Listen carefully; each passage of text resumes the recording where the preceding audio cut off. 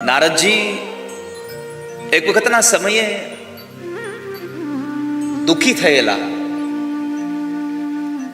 દુઃખી માણસને પૂછવું ન પડે કે તમે દુઃખી છો કે નહીં. દુઃખીને કોઈને કહેવું ન પડે કે હું દુઃખી છું એમ. કારણ એ માણસનો ચહેરો જ બોલી દે છે. જેના હૃદયમાં, દિલમાં જેને દુઃખ ભર્યું છે એ માણસ ભલે એનું મોઢું ચૂપ રહે તો આંખમાંથી અશ્રુધાર બોલે છે.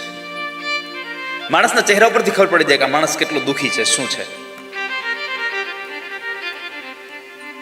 તો બરાબર ચાલતા ચાલતા નારદજી જતા હતા. બદ્રી વિશાલ ક્ષેત્રમાં હતા અને એ બદ્રી વિશાલ ક્ષેત્રમાં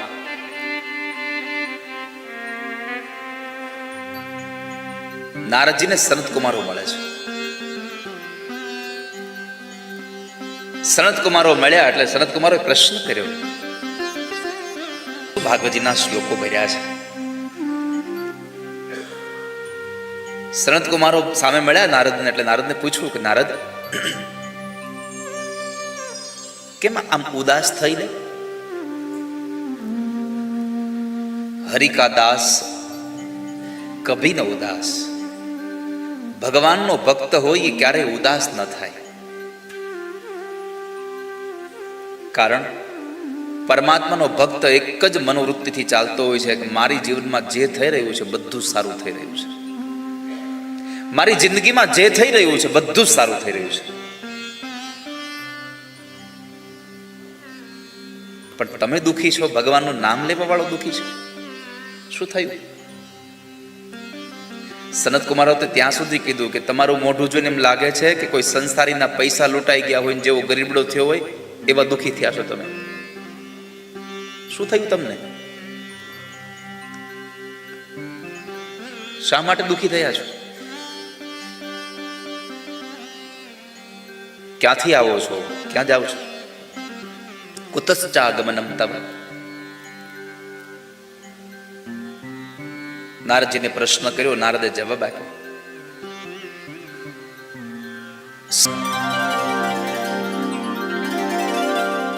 સનત કુમારો, આ સંસારના માણસને તમે કેમ દુઃખી થયા છો પૂછે. જે માણસ ફરવા ગયો હોય, અમેરિકા ફરીને ઘરે જાય અને લોકો જોવે, પૂછે કે ભાઈ શું જોઈએ એવા, શું કહીએ? અરે કેટલી મોટી મોટી બિલ્ડિંગો છે, કેટલા મોટા મોટા ઘર છે લોકોના.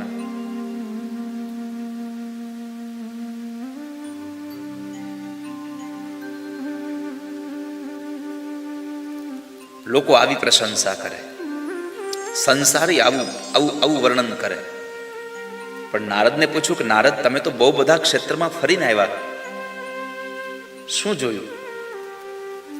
સાધુની દ્રષ્ટિએ કહ્યું, સત્યમ નાસ્તિ તપઃ શૌચમ. આ સંસારમાં સત્ય નથી રહ્યું. લોકો અસત્યનો આશરો બહુ કરે છે. વાત વાતમાં ખોટું બોલ્યા કરે છે.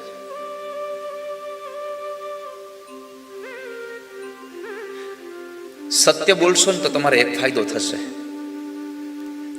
સાચું બોલવા વાળા માણસને એક ફાયદો છે. કયો ખબર? મેં શું જવાબ આપ્યો ને એ યાદ ન રાખવું પડે. કોઈ પણ વાતનો તમે સત્ય જવાબ બોલો તો મેં આ માણસને શું જવાબ આપ્યો, બીજા માણસને શું જવાબ આપ્યો, એ યાદ નહીં રાખવું પડે. નહીં તો સાવધાન રહેવું પડશે કે મેં આને જવાબ હું આપ્યો તો 2 દિવસ પહેલા. યાદ રાખવું પડશે. સત્યનો સૌથી મોટો ફાયદો છે, કશું યાદ નહીં રાખવું પડે. આ સંસારમાં સત્ય નથી રહ્યું સંત કુમારો. સત્યમ નાસ્તિ તપઃ. દુનિયામાં તપ ઓછું થઈ ગયું. તપનો મહિમા ઘટી ગયો. શા માટે તપનો મહિમા ઘટ્યો? તો ઘણા લોકો એવી કમેન્ટ કરે છે કે સાધુ ઢોંગી થઈ ગયા ને એટલે તપનો મહિમા ઘટી ગયો. સાધુ પાખંડી બની ગયા એટલે તપનો મહિમા ઘટી ગયો. પણ મારે હાથ જોડીને તમને કહેવું છે, આ સંસારમાં સાધુ પાખંડી થયા એટલા માટે તપનો મહિમા નથી ઘટ્યો. પાખંડી લોકો સાધુ થવા લાગ્યા ને એટલે તપનો મહિમા ઘટી ગયો છે. સાધુ પાખંડી હોય જ નહીં ક્યારે. પાખંડ હતું જેનામાં એ સાધુ થવા લાગ્યા છે. જે પોતાનો ઘડીએ ઘડીએ વેશ બદલી શકે છે એવા લોકો તપ કરવા લાગ્યા એટલે લોકોની આસ્થા ઉડી ગઈ.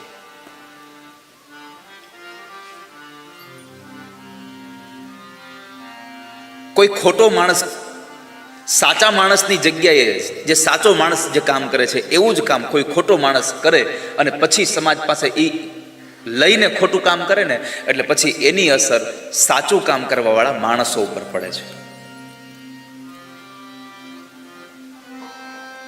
હું આ વર્તમાન સમયમાં તમને એ સાબિત કરીને બતાવી શકું કે સેવા માટે બહુ બધા ટ્રસ્ટો છે. જેમ આપણું શક્તિ મંદિર પણ ખૂબ સેવા કરે, અહીંયા લોકો જમે છે, બીજી અન્યત્ર ખૂબ બધી સેવાઓ થાય છે.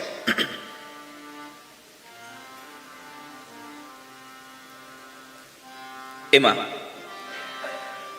ક્યારેક કોઈક એવા માણસોએ ટ્રસ્ટ બનાવી લોકો પાસેથી પૈસા લઈ અને પછી જ્યારે ખોટું કામ કરી નાખ્યું એ પૈસાને ક્યાંય હિસાબ મળવા દઈ નહીં એટલે એની અસર સાચું કામ કરવાવાળું જે ટ્રસ્ટ છે એની ઉપર પડે છે.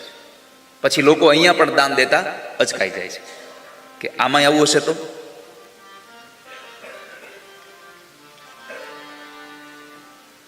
આ સત્ય ઘટના છે. તો તપ ઘટી ગયું. સત્યમ નાસ્તિ તપઃ શૌચમ દયા દાનમ ન વિદ્યતે. શૌચનો અર્થ છે પવિત્રતા. સંસારમાં પવિત્રતા જતી રહી. પવિત્રતાનો અર્થ એવું ન સમજશો ખાલી શરીરની જ પવિત્રતા ગઈ છે.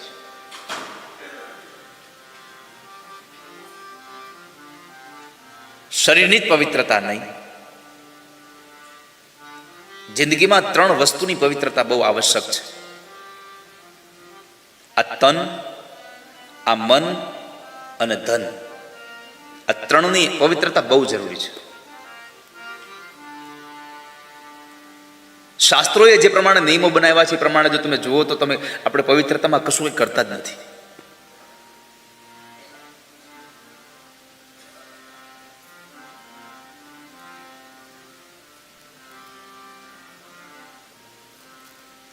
તનની પવિત્રતા માટે સ્નાન જરૂરી છે.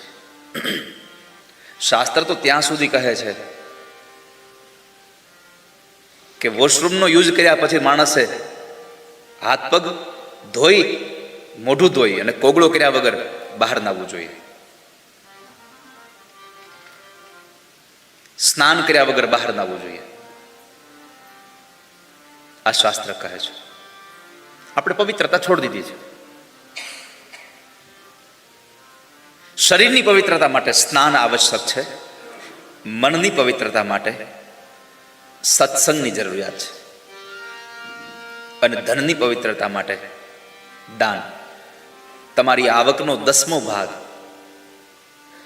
પરસેવામાં વાપરી દો. પરસેવાથી મળેલો પૈસો જો પરસેવામાં વપરાશે તો પરમાત્મા તમને અનુભવ થઈ જશે, તો પ્રભુ તમને દેખાઈ જશે.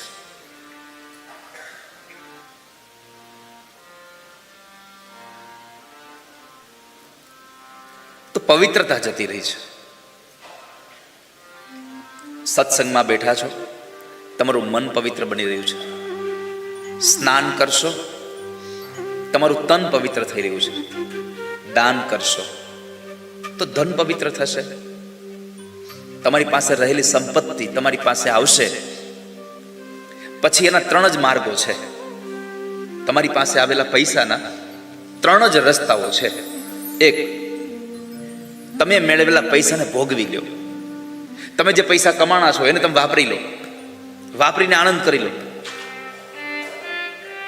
બીજું, એ સંપત્તિને તમે દાન કરતા જાઓ. તમારી પાસે આવેલો પૈસો આજ નહીં તો કાલ જવાનો છે, પાક્કું છે. કાં તમારી સંપત્તિને વાપરીને તમે આનંદ કરી લો, કાં તમારી સંપત્તિને કોઈને દાનમાં આપીને આનંદ કરી લો. નહીં તો ત્રીજો રસ્તો સંપત્તિને જવાનો છે નાશ. કાં તમારો પેલા નાશ થઈ જાય તો તમારી સંપત્તિ પડી રહે, અને કાં તમે હશો તે તમારી સંપત્તિ નાશ થઈ જશે. આ ત્રણ જ રસ્તાઓ સંપત્તિને જવાના છે, ચોથો માર્ગ જ નથી. માટે કાં ભોગ ભોગવી લો, કાં દાન કરી લો, અને કાં તો નાશ થઈ જવાનું છે. યથોચિત જગ્યાએ માણસ યથોચિત વસ્તુનું દાન કરે. જ્યારે સમૂહમાં આવી દાનની વાત થતી હોય ને ત્યારે ઘણા લોકો મનમાં વિચારતા હોય કે દાન કરવાળા કેટલા લોકો, આપણે ક્યાં કરવાની જરૂર છે? અહીંયા જેટલા બેઠા છો ને બધાને મારે કહેવું છે, વારે વારે અહીંયા આ શક્તિ મંદિરમાં આવીને આવી સરસ સરસ કથાઓ થતી રહે, સરસ સરસ આપણને આપણા કલ્ચરલ પ્રોગ્રામ મળતા રહે, આપણને ભગવાનના આવા સરસ સરસ મજાના દર્શન થતા રહે, આ મંદિરમાં બહુ બધી વ્યવસ્થાઓ થતી રહે વધારે વધારે. એટલા માટે યથોચિત સમયે યથોચિત આપણી રાશિ આ મંદિરમાં દાન કરતું જવું જોઈએ માણસે. હું આજે બપોરે જ પધરામણીમાં હતો ત્યારે હું ચેરમેન ને વાઇસ ચેરમેન ને સેક્રેટરી ત્રણેય મારી ગાડીમાં હતા. તો હું બીકેને પૂછતો હતો કે આ કથા કરો છો, કાલે મેં સાંભળ્યું કે થોડું ડોનેશન આપણે ભેગું કરવાનું છે. એટલે મેં પૂછ્યું, મેં કીધું તમારે શેના માટે કરવું છે?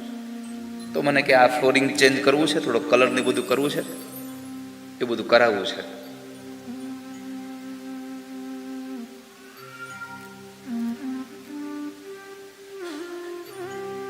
$2-2.5 લાખ રૂપિયાનો ખર્ચો છે. મેં કહ્યું અહીંયા માટે 2-2.5 લાખ રૂપિયા એટલે કઈ બહુ લાંબા છે નહીં. અહીંયા તો એક માણસ આપી દે એવા લોકો પાસે ભગવાને સંપત્તિ આપી છે. પણ આપણે એવું કરવું છે કે એક માણસને બધો લાભ નથી દેવો, આપણે તો જેટલા આવી બધાને લાભ દેવો છે. અહીંયા જેટલા આવે એ બધાને આપણે લાભ દેવો જોઈએ. એ બધાને એમ થવું જોઈએ કે આ શક્તિ મંદિરમાં અમે જઈએ છીએ, અહીંનો પ્રસાદ ખાધો છે, અહીંના દર્શન કર્યા છે, આની પાસે અમે કંઈક માગ્યું છે તો અમારે કંઈક આપવું જોઈએ. મેં કહ્યું તો તમારે વ્યવસ્થા કરવી જોઈએ કે એક માણસ ખાલી 151 રૂપિયા અહીં આપીને જાય ને તો આ બધા ભેગા થયેલા છે એ બધા જો આપતા જાય ને તો મને લાગે છે કે કથા પૂરી થઈને આવતું વર્ષ આવે તો બધું પૂરું થઈ જાય પાછું કામ. નાની એવી વ્યવસ્થા થઈ, અને આમ પણ તમારી ફરજમાં આવે છે કે તમારે મફતમાં કથા સંભળાય નહીં. મૂવી જોવા જાવ ને મફતમાં આવવા દે છે? અમારે અહીંયા ધાણી એક મુઠ્ઠી ખાલી માં ધાણી તળી દે ને તો આવડું મોટું બકડિયું ભરાય. એ તમારું અહીં પોપકોર્ન, હા આટલું કમથું ડબલું આપે તો કેટલા રૂપિયા લઈ જીગરભાઈ? નહીં તું ગયો તું કે $20 પોપકોર્નમાં $20. હે અમારે $20 પોપકોર્નમાં આખું ગામ જમે.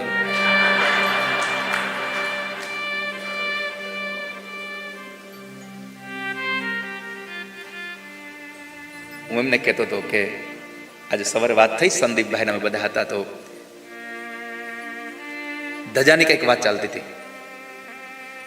તો મેં પૂછતો હતો કે મેં કીધું તમે બધી વ્યવસ્થા માટે તમે કેવી રાશિ રાખો એમ? એટલે એમને એની વ્યવસ્થા પ્રમાણે કહ્યું. એટલે મેં માગ્યા વગર સલાહ આપી એને. એ મને કહેતા હતા કે 125 રૂપિયા અમે આરતીની ડીશના, આરતી કોઈ યજમાન બને 125 રૂપિયા. રોજની કેટલી તમારે આરતી નોંધાય ભીખુભાઈ? 125 રૂપિયાની એક આરતી હોય તો કેટલા લોકો આરતીમાં જોડાય?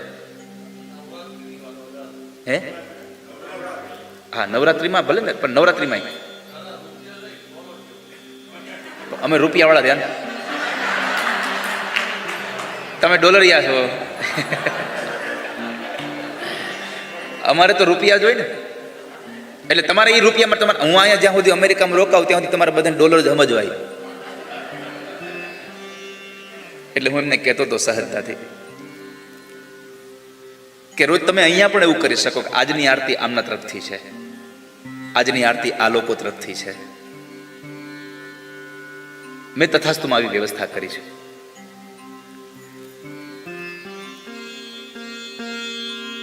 આપ જ્યારે ગુજરાત આવો ત્યારે એક વખત આવજો એટલે તમને ખ્યાલ આવશે. એ સ્કૂલ અહીંયા તો દાન નથી લેતા અમે, બધાને ખબર છે. સ્કૂલ બને છે અને સ્કૂલમાં માણસ કેવી રીતે આપણી સાથે જોડાયેલો રહે કાયમ માટે અને આપણો નિભાવ કેમ થાય એના માટેની એક વ્યવસ્થા કરી તથાસ્તુમાં કે રોજનો 2-2.5 લાખ રૂપિયાનો ખર્ચો છોકરાઓને જમવાનો, શિક્ષકોનો, ગૌશાળાનો, યજ્ઞશાળાનો, મંદિરનો. તો હવે 2.5 લાખ વાળા લોકોને આપણે કોઈકને કન્વિન્સ કરવા એટલે થોડીક વાર લાગે. એટલે મેં ભારતમાં એવું નક્કી કર્યું છે કે ભારતમાં 1 લાખ લોકોને તથાસ્તુ વિદ્યાપીઠ સાથે જોડવાના અને એ 1 લાખ માણસો શું કરે તો કે રોજનો 1 જ રૂપિયો દાન આપે. રોજનો 1 રૂપિયો દાન આપે.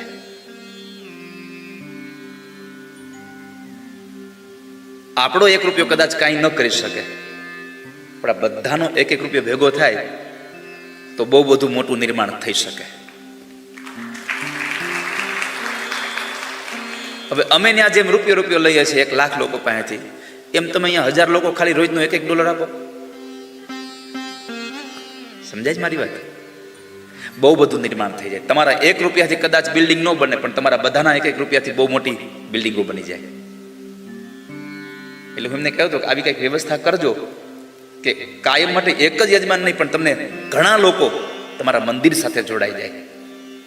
એ પોતે પોતાની જાતને આમ ખુશી અનુભવી શકે કે અમે પણ મંદિરમાં એક સહયોગી છીએ.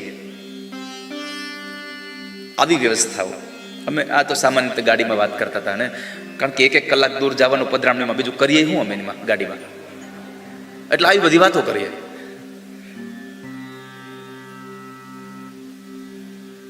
તો માણસ પોતે દાન આપતો જાય. એટલે હું તમને એ પણ આજે કહી દઉં છું, આજે વાત નીકળી છે તો આ મંદિરમાં આ તમે જે ફ્લોરિંગમાં બેસાડો ને અહીંયા, એ બધું બદલવાનું છે, સારું બનાવવું છે કંઈક.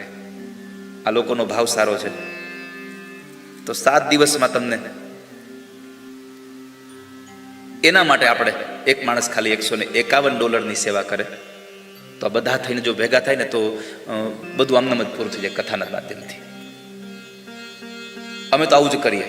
હમણાં જો હું અહીંયા આવ્યો છું તો 2 સેવાઓ લઈ.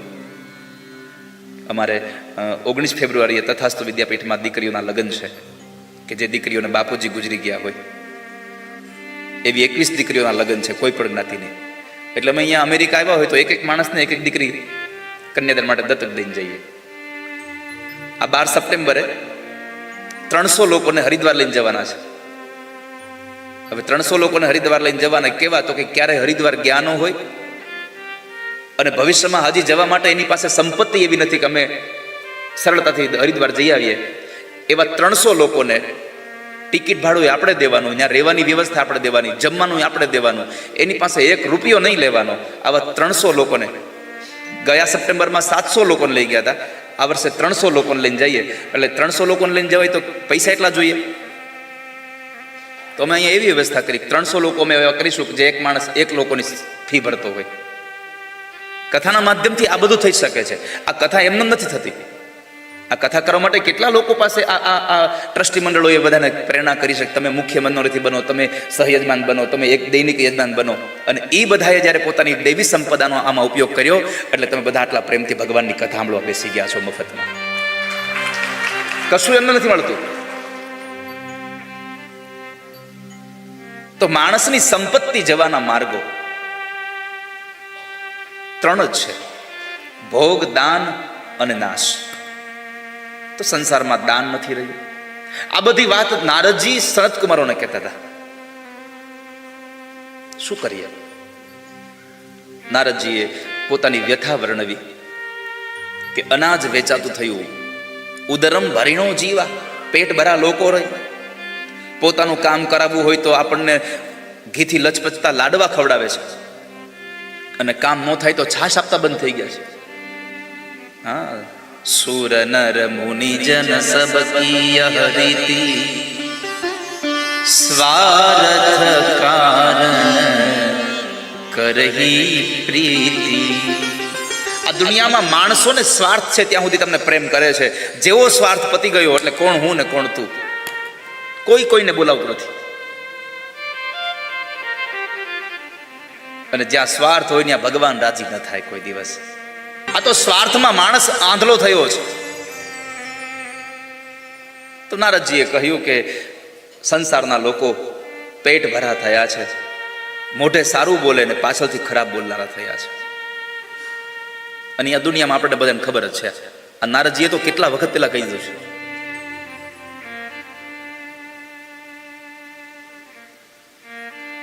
સનત કુમારે પૂછ્યું, તમારી મૂળ વાત કહો ને, થયું છે શું?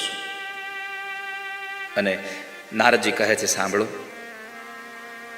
હું આ દુનિયામાં બહુ ભ્રમણ કર્યું, પણ એ ભ્રમણની અંદર મને ક્યાંય શાંતિ જોવા ન મળી. યમુનાના કિનારે ગયો તો યમુનાના કિનારે પણ મેં એક દ્રશ્ય એવું જોયું, ભગવાનની લીલા જોઈ. યામુનમ તટમાપન્નો યત્ર લીલા હરેર્ભૂ. ભગવાનની એક લીલા જોઈ. શું જોયું નારદ? તો કહે છે કે એક સ્ત્રી હતી, હજારો સ્ત્રી એને ચમર ઢોળે છે, પવન નાખી રહી છે, એની સેવા કરે છે. પણ કૌતુક આશ્ચર્ય એ હતું, એ સ્ત્રી રડતી હતી. તો બધા કુતૂહલપૂર્વક જતા હતા. તો મને થયું કે લાવ હું જાઉં. હું નજીક ગયો, જ્યાં જોઉં છું તો બે વૃદ્ધ પુરુષોના મસ્તક પોતાના ખોળામાં રાખી અને એક સ્ત્રી રડે છે. એટલે મેં ત્યાંથી પસાર થયો તો મને સ્ત્રીએ પ્રાર્થના કરી, ભો ભો સાધુ ક્ષણં તિષ્ઠ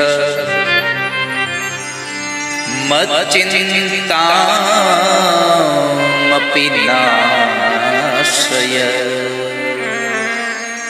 એ સાધુ ઉભા રહો, તમે એક ક્ષણ માટે રોકાઈ જાઓ.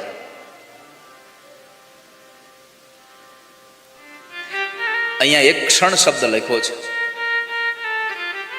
આપણને સૂચન કરે છે કે સાધુની એક મિનિટ, એક ક્ષણ તમારું જીવન ધન્ય બનાવવાની તાકાત ધરાવે છે. સત્સંગ એક ઘડીનો થઈ જાય તોય તમારું જીવન ધન્ય થઈ જાય. આપ રોકાઈ જાઓ. નારદજી ઉભા રહ્યા. નારદે પૂછ્યું, કોણ છો તમે? સ્ત્રી કહે છે, હું ભક્તિ છું. નારદ જેના કાન છે એમ કાકા, આ ભક્તિ અને એની દશા, કેમ રડો છો? આ તમારા ખોળામાં સૂતેલા બે પુરુષો કોણ છે? ભક્તિ કહે છે, એ મારા બે દીકરા છે. નારદજીને આશ્ચર્ય થયું કે મા યુવાન અને દીકરા વૃદ્ધ. મા વૃદ્ધ અને દીકરા યુવાન હોય આ ઘટના જોઈ છે, પણ આજે મા યુવાન અને દીકરા વૃદ્ધ બન્યા. આ કલીનો પ્રભાવ છે.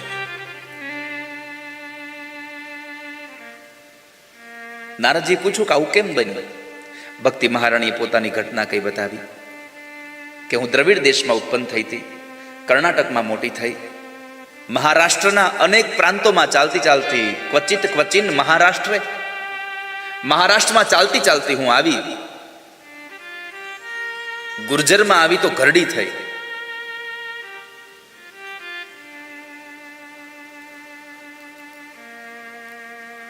અધર્મએ અમને ઘરડી કરી દીધી. પણ યમુના ઘાટે આવીને યમુનામાં સ્નાન કર્યું તો મને મારું યૌવન પાછું મળ્યું. મારા બે દીકરાઓ વૃદ્ધના વૃદ્ધ રહ્યા છે. હું તમને પ્રાર્થના કરું છું, આને જગાડો. જો તમે નહીં જગાડો તો ઇદમ સ્થાનમ પરિત્યજ્ય વિદેશમ ગમ્યતે મયા.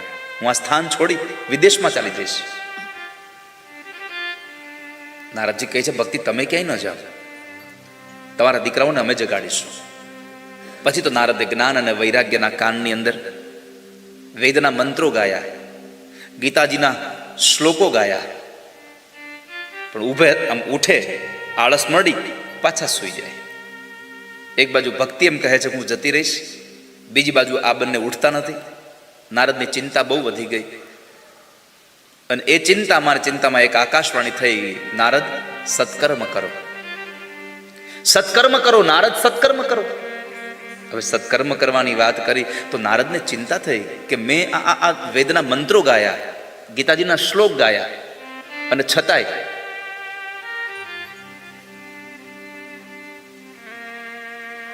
એને સત્કર્મ ન કહેવાય તો સત્કર્મ કોને કહેવાય?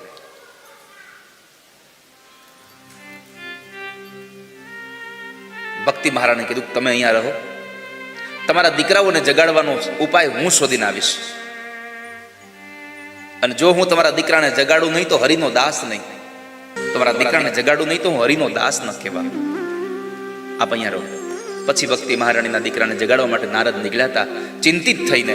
અને સનતકુમારો મળ્યા. સનતકુમારોને પ્રશ્ન કર્યો કે સનતકુમારો, જેના જ્ઞાન અને વૈરાગ્ય સૂઈ ગયા હોય અને ગીતાજીના શ્લોક અને વેદ મંત્રથી ન જાગે તો એને જગાડવા શું કરવું જોઈએ?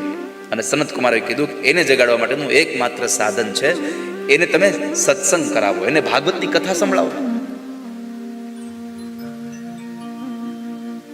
હું ભાગવત સાંભળવા બીજે ક્યાં જાવ? તમે જ મને ભાગવત સંભળાવો. સનતકુમાર અને નારદની વચ્ચે નિર્ણય થયો ભાગવત કથા કરવાનો. કથા ક્યાં કરીશું? ક્યાં કથા કરવી જોઈએ? આવો પ્રશ્ન આવ્યો એટલે બદ્રી વિશાલમાં કથા ન કરીએ, આપણે હરિદ્વારમાં કથા કરીએ. ગંગાજીની જે ધારા વહે છે એમાં આનંદ નામનો એક તટ છે, એ આનંદ નામના તટ ઉપર કથા કરીએ. ગંગા દ્વાર સમીપે તુ તટમાં આનંદ નામકં. આનંદ નામના તટ ઉપર આપણે કથા કરવી જોઈએ. કથાનું સ્થળ નક્કી થઈ ગયું, કથાની વ્યવસ્થાઓ થવા લાગી. બધા લોકોને ખબર પડી ગઈ કથા છે, કથા છે, કથા છે. સૌ લોકો કથામાં આવે છે. ઋષિમુનિઓ આવ્યા છે. ઋષિમુનિઓ આવ્યા એમાં એક બહુ સુંદર વાત બતાવી છે કે જે લોકો નહોતા આવતા ને એને સમજાવીને ભૃગુ ઋષિ કથામાં લઈ આવ્યા છે. આ આપણને ટકોર કરી છે કે એકલા કથામાં જવું નહીં, કોઈકને હારે કથામાં લઈ જવા માટે પ્રેરણા કરવી. હાલો કથામાં. એકલા કથામાં જાવ તો વૈષ્ણવ નથી, એકલા મંદિરે જાશો તો વૈષ્ણવ નથી. નરસૈયાના શબ્દો છે કે તુજ સંગમાં જો કોઈ વૈષ્ણવ થયો તો તું સાચો વૈષ્ણવ જાણ રે. તારા સંગથી કોઈ વૈષ્ણવ થાય તો તું વૈષ્ણવ છો.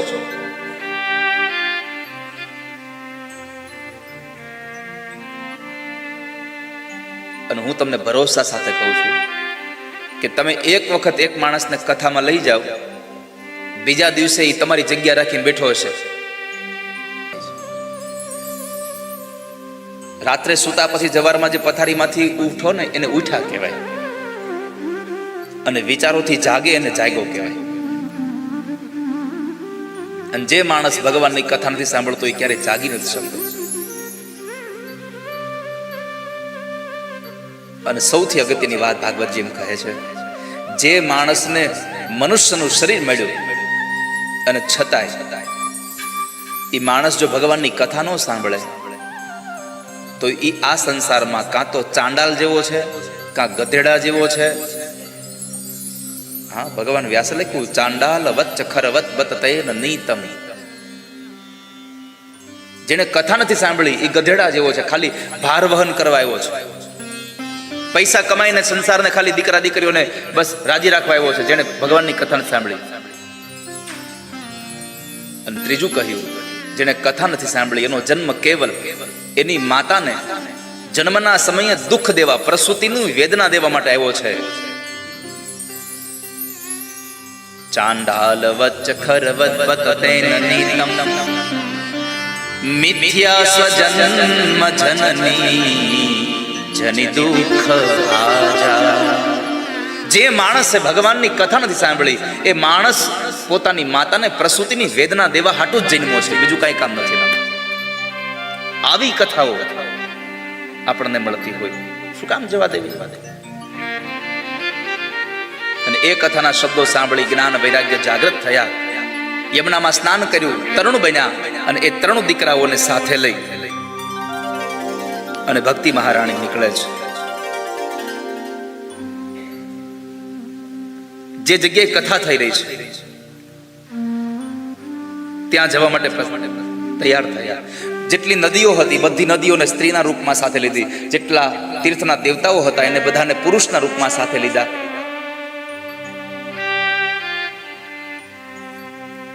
અને એ બધા ભગવાનની કથા માટે જાય છે. જ્યારે કથા માટે જતા હતા ને ત્યારે માર્ગની અંદર એટલી બધી સ્ત્રીઓ હતી છતાં વાતો નહોતી કરતી. નકર બે બેનો ભેગા થાય ને વાતો કર્યા વગર રહી જ ન ગઈ. ભાગવતજીમાં એમ કહ્યું છે, તમે જ્યારે સત્સંગમાં જતા હો ત્યારે બીજા કોઈની વાતો કરતાં કરતાં ન જવું જોઈએ. પરમાત્માનું નામ સ્મરણ કરતાં કરતાં તમારે ઘરેથી નીકળી અને ભગવાનના કથા મંડપ સુધી જવું જોઈએ.